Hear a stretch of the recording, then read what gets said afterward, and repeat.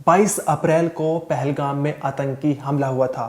उसके बाद से भारतीय सरकार ने जारी किया था कि जो भी पाकिस्तानी नागरिक भारत में रह रहा है उसको भारत छोड़ना होगा, वो अपने देश वापस लौट जाए। इसके बाद से सीमा हैदर जो है वो सुर्खियों में आ गई थी।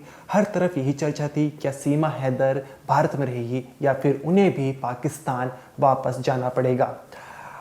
आपको बता दें, सीमा हैदर जो है 2023 में नेपाल के जरिए अवैध तरीके से भारत में आ गई थी। उन्हें जो सचिन मीना हैं उनसे प्यार हो गया था। भारत आने के बाद वे नोएडा में रह रही है और तब से ही अब उनके एक बच्चे भी हो चुकी है। लेकिन सवाल ये है कि क्या सीमा हैदर को पाकिस्तान जाना पड़ेगा या नहीं। अब उनके वकील AP सिंह का बयान आएगा, वो हम आपको सुनाएंगे। लेकिन उससे पहले हम आपको बता दें कि यूपी पुलिस से जब पूछा गया कि सीमा हैदर का क्या है तो उन्होंने बताया कि अभी सरकार की तरफ से कोई नोटिस नहीं आया है कि सीमा हैदर को वापस जाना होगा या नहीं जाना होगा। जब तक सरकार की तरफ से नोटिस नहीं आया था तब तक सीमा हैदर भारत में ही है। लेकिन जैसे ही भारत सरकार की तरफ से नोटिस आ जाता है तो सीमा हैदर को भारत छोड़ना होगा, अपने देश पाकिस्तान वापस लौटना होगा। आपको बता दें जो पूरा मामला है वो कोर्ट में चल रहा है। आपको बता दें, सीमा हैदर जब नेपाल के जरिए अवैध तरीके से भारत में घुस गई थी और नोएडा में अपने पति सचिन मीना के साथ रह रही थी, तो उसके बाद यूपी की जो ATS टीम है उन्होंने पूछताछ की थी।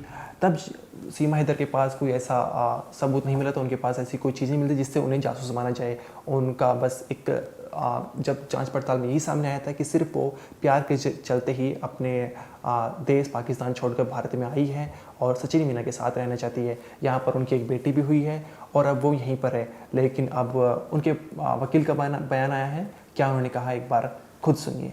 सीमा मीना ने पाकिस्तान में सनातन धर्म ग्रहण करने के बाद नेपाल में शादी की काठमांडू में, उसके बाद फिर भारत में आई। जब दूसरी बार आई तो भारत में भी जब 1 साल हो गया उसको वर्षगांठ मनाई, तो भी सनातन धर्म रीत रिवाज पद्धति बाकायदा गौमूत्र, गंगा जल और गंगा स्नान और गंगा के पवित्रता के साथ सनातन धर्म के साथ हिंदू रीति रिवाज सप्तपदी सप्त फेरों के साथ परंपरा से विवाह किया। उसके बाद 1 साल बीता, फिर दूसरे साल के बाद वो गर्भवती हुई। भारत में गर्भवती हुई और भारत में ही बेटी को जन्म दिया। माननीय उत्तर प्रदेश की अदालत के आदेशों का अक्षरशः पालन करते हुए भारत में रह रही है। महामहिम राष्ट्रपति जी की यहाँ याचिका सीमा मीना की लंबित है। ATS जो एंटी टेररिस्ट स्क्वाड है, ATS उसकी निगरानी में है। सारे डॉक्यूमेंट, सारे कागजात ओरिजिनल सभी उनके पास हैं।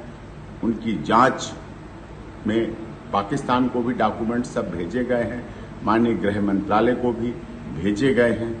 पूरी तरह से उत्तर प्रदेश की माननीय सरकार, भारत सरकार की माननीय अदालतों के आदेशों का अक्षरशः पालन करते हुए सीमा मीना, जो कि भारत की वर्तमान में बहू है, भारत में जन्मी बेटी की मां है, भारत में जन्मे सचिन मीना की धर्मपत्नी है।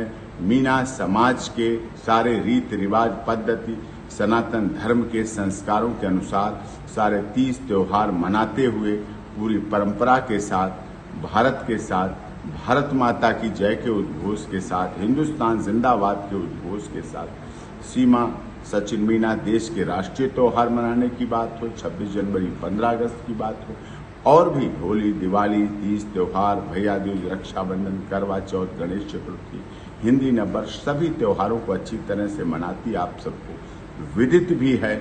और उसके बाद कानून में, न्यायिक प्रणाली पर माननीय उत्तर प्रदेश के योगी आदित्यनाथ जी की सरकार, माननीय केंद्र में मोदी जी की सरकार के आदेशों का अक्षरशः पालन कर रही है।